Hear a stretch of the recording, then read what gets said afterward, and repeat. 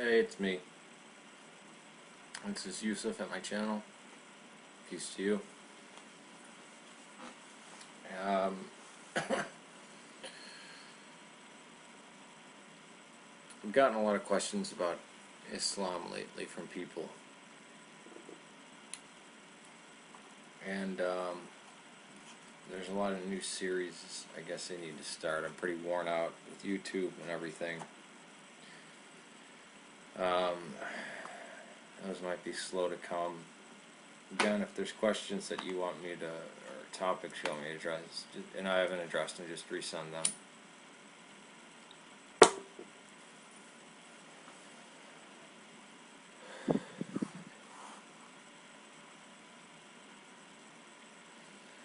I had started suspecting this earlier. The suspicion is that what we know as Islam started out as a political system first, or at least a way to bind a expanding empire together. These marauding raiders coming out and conquering territory. And then the religion developed later, or at least parts of it. I didn't know how great extent that was until I came across a German scholar whose name I can't pronounce, some last Kalish or something. A scholar in Germany who's a Muslim. Somebody said that he committed apostasy, but I think that might be just because he says Muhammad didn't exist.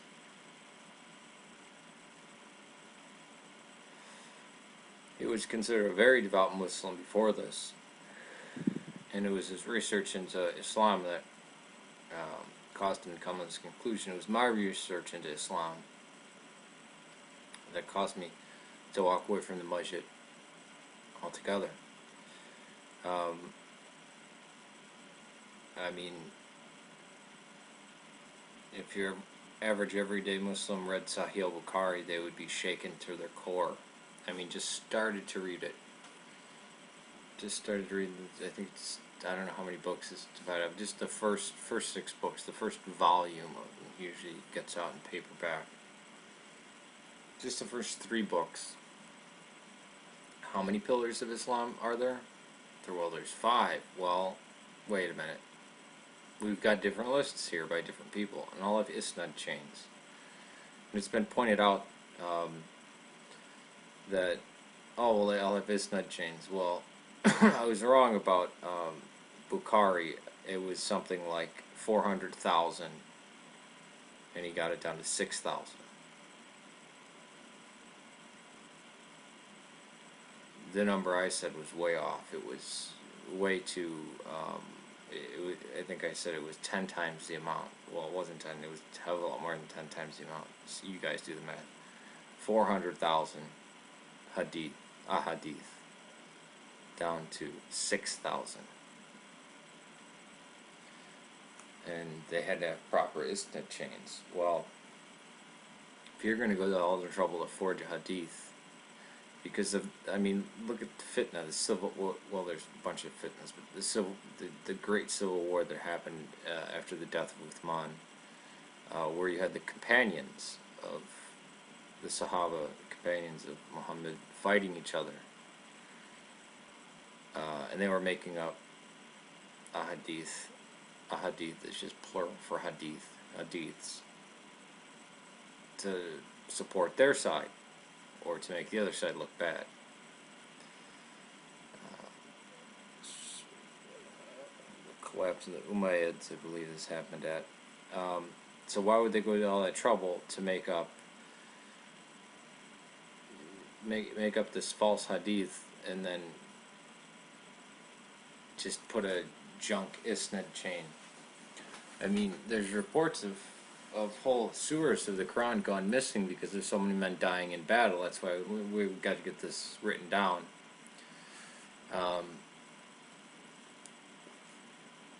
So it seems it's more likely the ones with the bad isnad chains are so-and-so who told so-and-so. This is why so-and-so who told so-and-so who told so-and-so who told so-and-so who told so-and-so. And they're all these famous and well-respected people, right? And you look at some, those people didn't get along. So you've got a chain of telephone, some of these have to do with sewers of the Quran. Then you've got the first biographer, who was rejected by many Islamic scholars when in debate with Christians, because Ibn Ishaq, which it got modified down because people say he said way too many. And this is somebody who was a devout lover of the Prophet Muhammad. Even though I don't know that there is one Muhammad that exists, I think the Muhammad that is portrayed by Islam never existed. Definitely never existed. It's not like me saying, well, the Christ of the Christ. If I'm an atheist, the Christ of the Christians didn't really exist. It was embellished in certain parts. The virgin birth, this and that. But you could winnow it down very fast. Say, okay, this historical character, existed. But with Muhammad, I think the name Muhammad was actually attributed to Christ. I think it can be shown very easily. And I think there was marauding man, and maybe a few of them, that came out. Because this stuff didn't get written down until very late. Yeah, it's attributed, this was written. I mean, that's like saying, well, the sayings of Jesus go right back to Jesus. I mean, this is his exact time, because we have books saying what he said, and the people who lived around his time wrote it down. So it's the closest count. So these are the exact words of Christ. Well, nobody makes that claim, but the claim Muslims are making is, or that Islam makes it, is extremely stretched. When was the Quran written down? How do you know that?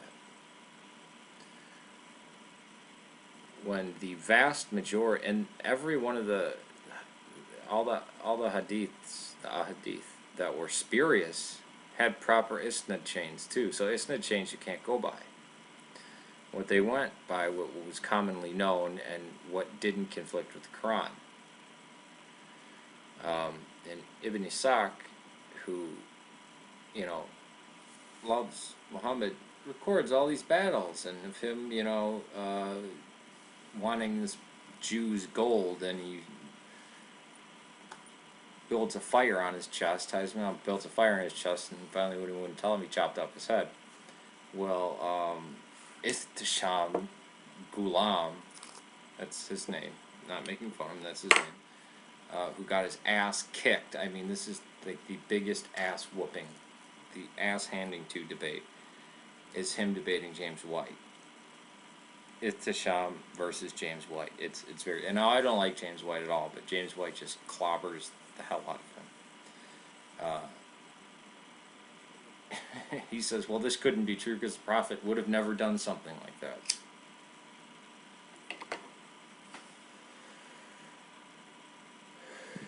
Christ saying, well, it is easier for a rich man, or it is easier for a rope to go through the eye of a needle, or the Westerners would know it is a camel to go through the eye of a needle, than for a rich man to enter the kingdom of heaven.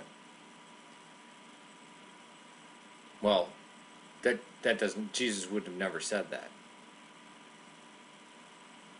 That doesn't sound like him. I mean, what a spurious and stupid argument. But even Ibn Ishaq's biography, which is about 125 years after death of this person we'll call the Muhammad of Islam, tells everything he knows about him, everything he's heard about, and all this, compiles this big biography, and then it gets cut down by a couple editors, and they take out a lot of parts out that they think are offensive. What they don't think is offensive is the satanic verses. They knew this happened. In fact, there's many points in the Quran where it says what Satan has given you, Allah will abrogate. Basically backing out, saying, oh, this is the reason for the changing of, I think it's the star, it's the star or the moon, I forget which surah it is. I know a lot of the surahs by their English names, not only their English names, but Muhammad Marmaduke Pickthall's English names. That's the one that I read from when I was going to the masjid. A lot, but not in Al-Azhar. And there's so many early references to the satanic verses in accepted, I mean, Sahih-Al Bukhari, Sahih-Muslim.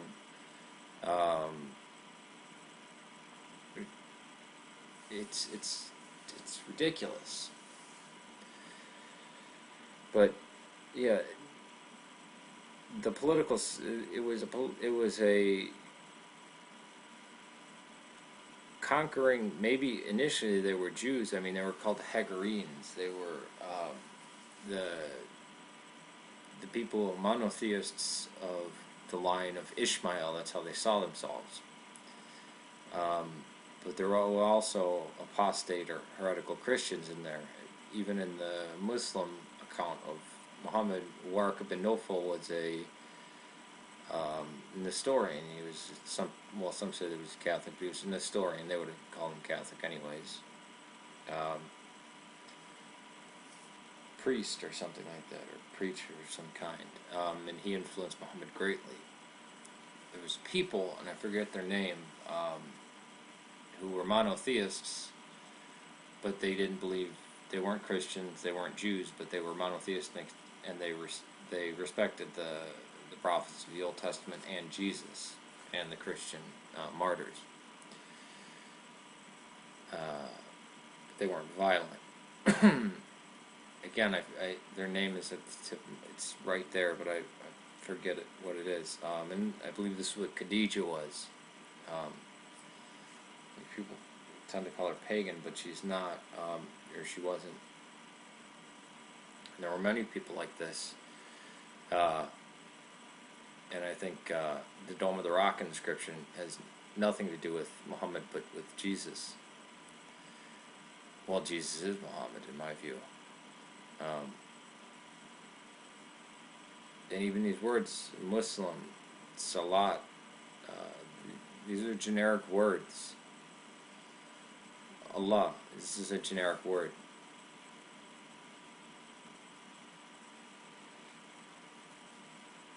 If you look at the history, Mecca came in very late. Mecca wasn't at the center.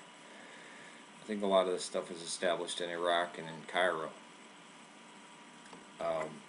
But I'll leave that up to people to go and look at the historical accounts. Now, somebody had brought to my attention the book Son of Hamas or something like that. The son of a Hamas leader left Islam or left Hamas or something. Or you can read a book by Robert Spencer, Politically Incorrect Guide to the Crusades and Islam will get you thinking about things.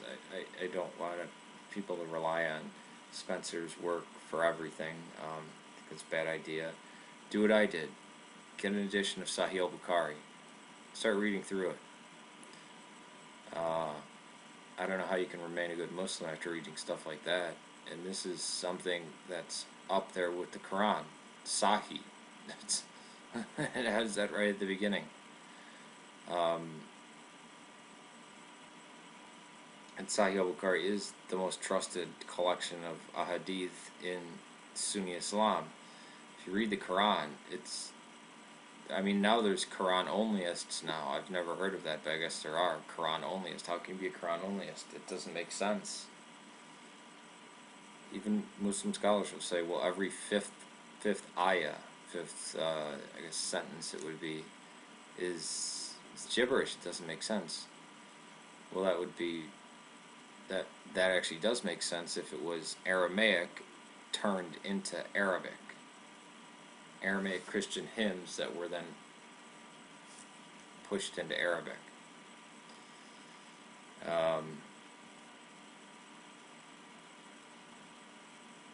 But yeah, the roots of Islam are not what's portrayed. The history of Islam is extremely shaky, and the scrutiny that people put to Judaism and Christianity, I would ask them to put it to Islam too, because if you're afraid of Islam, Islam is coming, by the way, and I've been saying this for years, that we're going to make great pets. Islam is, and I'm not talking about Muslims or your average everyday Muslim, and yeah, they might say they want Sharia law. Why wouldn't they?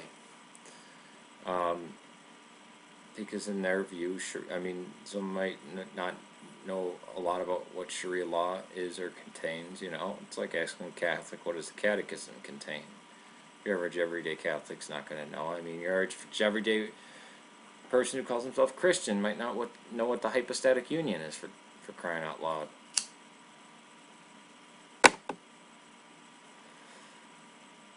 So even the moderate people who call themselves moderate Muslims would say, yeah, I support that. But the radical elements are coming. Well, they've already come, and they've been here. I mean, first 100 years of Islam, it spanned, I mean, it was spread by the sword. It's very unique in that way. Anybody wants to say that Christianity was spread by the sword? I mean, that's just outright foolishness, or that Christianity caused the Dark Ages. No, the barbarian invasion, the de-Christianization of Europe, the fall of Roman, this is what caused the Dark Ages. If there was any light in the Dark Ages, it was the medieval Catholic Church. Sorry to burst your bubble. I mean, you can jump all the way to 1492 and 1506 and 1513, and see the conquistadors and all this kind of stuff. That's 1500 years after the fact. When you have the leader and his trusted apostles, or the apostle and his trusted companions, I should say, going out with the sword and conquering vast swaths of land, that's very different than some guy getting crucified and then all his followers running around telling people about this, and them getting murdered and tortured and crucified upside down, boiled in oil, all these other weird deaths, beheaded, suffering for 300 years, finally getting legalized, and then you have a backlash about 70 years later, and it's beginning of these horrific things coming again, and then saying, no, we're not going to have any more pagan emperors. And then the West had fallen to the barbarians. I mean, I could go on. But apply the historical stand, and this is to skeptical people out there, not necessarily atheists, but atheists. I welcome this from atheists, agnostics, from anyone. We have in Christianity our Bart Ehrmans, I mean, almost all of the books that I've seen written about the Bible were people, putting their type of spin on it, or it didn't happen this way, it happened that way, or this is wrong about that. I mean, the whole Protestant Reformation was trying to find, well, what does the real church believe?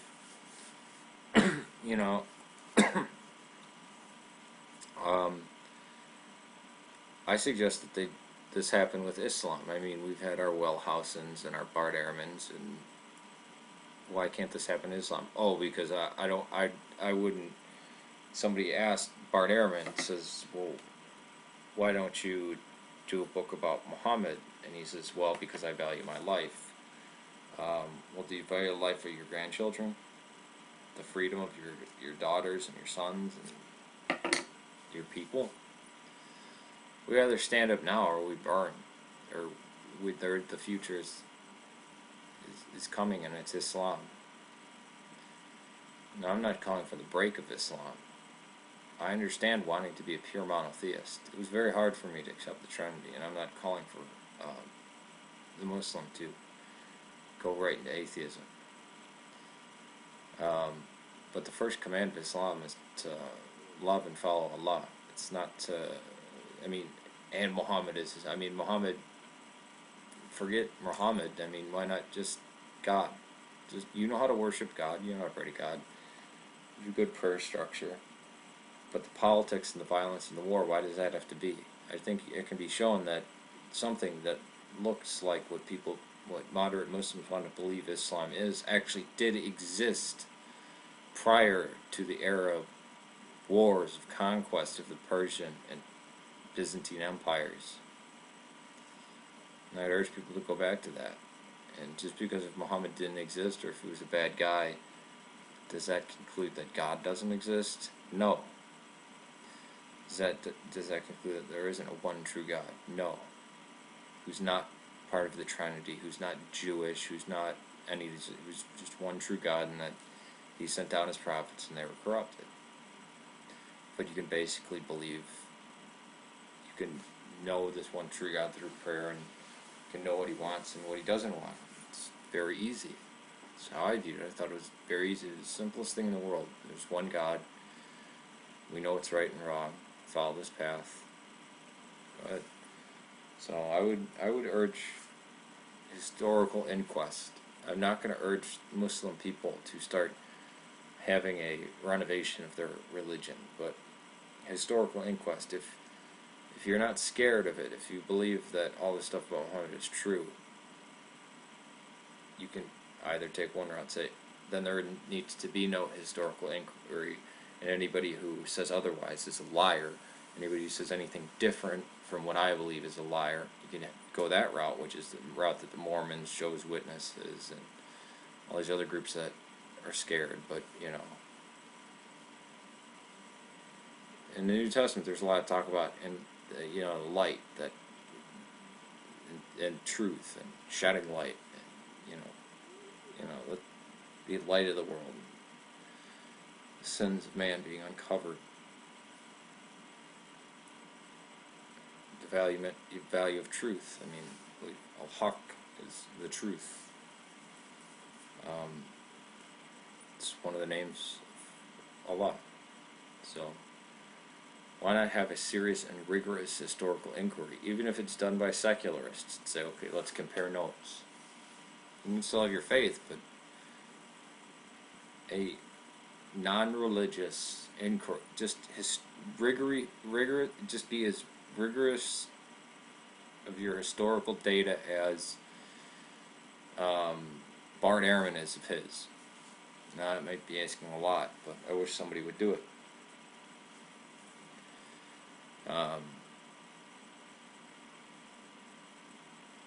No, I think Bart Ehrman was tricky. I think people should be more moral than him, and more, well, I shouldn't say moral, more honest, and put less spin on things than Bart Ehrman did. But Ihtisham Ghulam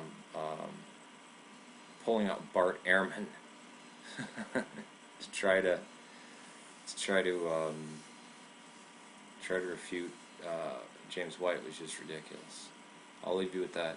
Peace to you. May God save Serbia and Syria.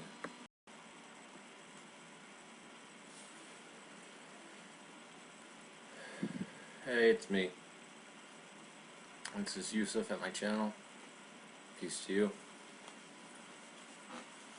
I've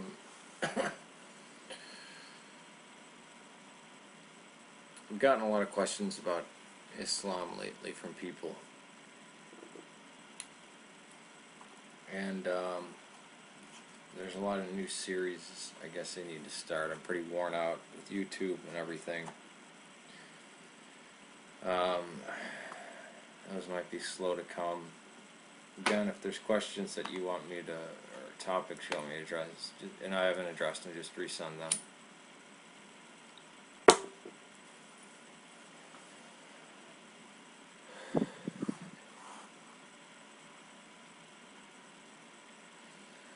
I had started suspecting this earlier. The suspicion is that what we know as Islam started out as a political system first, or at least a way to bind, expand. He was considered a very devout Muslim before this, and it was his research into Islam that caused him to come to this conclusion. It was my research into Islam that caused me to walk away from the masjid altogether. I mean, if your average everyday Muslim read Sahih-Al Bukhari, they would be shaken to their core. I mean, just started to read it. Just started reading, I think it's, I don't know how many books it's divided up. Just the first 6 books, the first banding empire together. These marauding raiders coming out and conquering territory. And then the religion developed later, or at least parts of it. I didn't know how great extent that was until I came across a German scholar whose name I can't pronounce, some last Kalisch or something. A scholar in Germany who's a Muslim. somebody said that he committed apostasy, but I think that might be just because he says Muhammad didn't exist. Volume usually gets out in paperback. Just the first 3 books. How many pillars of Islam are there? Well, there's 5. Well, wait a minute. We've got different lists here by different people, and all of isnad chains. And it's been pointed out that, oh, well, they all have isnad chains. Well, I was wrong about Bukhari. It was something like 400,000, and he got it down to 6,000.